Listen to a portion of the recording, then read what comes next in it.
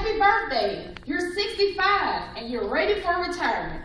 But you think, have I properly prepared? Am I really ready to retire at 65?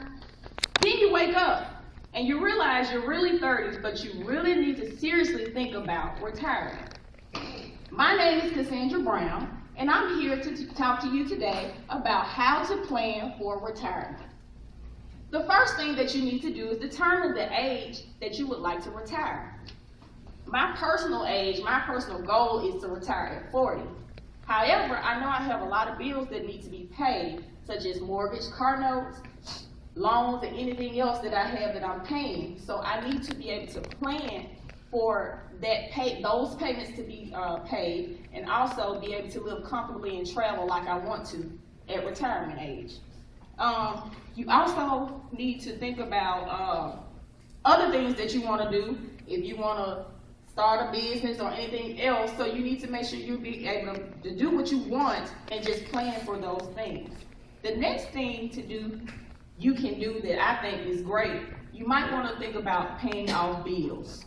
I know we all have bills, just like I just stated, mortgage, car notes, and things of that nature. But you might want to pay off things ahead of time while you're working. Put extra money to the side and pay things off, such as your house, because that will be like a big burden off of you once you retire. You won't have to worry about those bills. That extra money can go towards whatever you want to do. You can also do this by budgeting.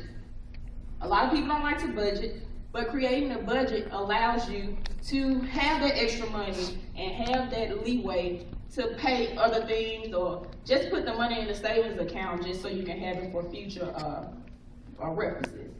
Also, you can also speak to a financial advisor. Financial advisors are very, very helpful. They can tell you about different investments that you can take part in, such as bonds and other things, or they can give you an insurance policy that allows you to do investing at the same time, so that you can use that money towards retirement. And also other things that may come up before retirement or after retirement. They can show you how to budget. They can help you plan for other things in your future also. According to a study that was done by Salterly, Harness, and Chatterjee, the results that they did on their study indicated that retirees with financial advisors are more confident in their assets and will cover retirement expenses more, and they are also better prepared to manage expenses that they feel are important. And additionally, retirees will use financial advisors to help them plan all of their activities, all of their current bill planning, and future budgeting. The next thing that you can do by planning for your retirement, you can join a 401k. That's something simple. That's something that's easy to do. You can sign up for that at work. With the 401k, you can just have maybe 1% or higher taken out of your check. And the best part about that is that you won't even see that money because it's coming out before you even get your check. So that would be a great thing to do. And also, I know some people are kind of cautious about 401ks because others may say that it may not bring the return that they're expecting once they retire. But according to Caston, under this goal-oriented concept, a brand new plan documents the benefit policy statement, which is also known as BPS, is required. The benefit policy statement defines the numeric retirement replacement goal and accompanies procedures and helps you to manage your assets and liabilities with 401ks. Also, participants that are willing to invest need to watch their investments with 401ks.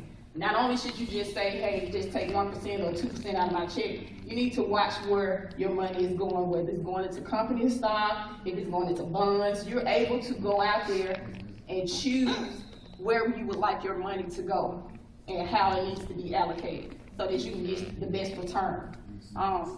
According to casting, individual participants is defined contribution plans are now hold much greater control over their money and have more responsibility on how funds are allocated. So you just have to be responsible when it comes to 401ks. The rate of return depends on you. You can have it in a risky type of investment, or you can have it in something stable such as bonds that just, you'll get some money. The next thing and final thing that you can do, you can just open a savings account. That's something simple. I know it's easier said than done because you see that money sitting up there, you might want to just dip into it. But if you have a discipline and develop a plan such as taking 10% of whatever you make on your paycheck and taking that money out of your check and putting it into the savings account. And just do that every time you get paid, that money starts to build up. And after a while, you get so used to doing it and so disciplined, you think of it as a bill and you just leave that money there. But some type of plan that allow you to save money, so that you won't be struggling. You'll have your 401k, you have your Social Security, which is probably not much. You'll have your savings account, and you'll also, have your financial advisor that helps you put all that together. Now, the things that I've given you today, you don't have to use them all. You can use one, or you can use them all together just to make sure you have what you need when it's time to retire. I know I personally do. I think I do all of these so that when I'm ready to retire at 40, which I hope I can, I'll be able to retire comfortably and make sure that I have what I need to get through and survive until whenever. I thank you for listening to me today, and I hope that I said something that'll allow you to make you want to plan for your retirement now if you hadn't already started, or make you try something new to ensure that you have the money that you need to retire. Thank you and have a great day.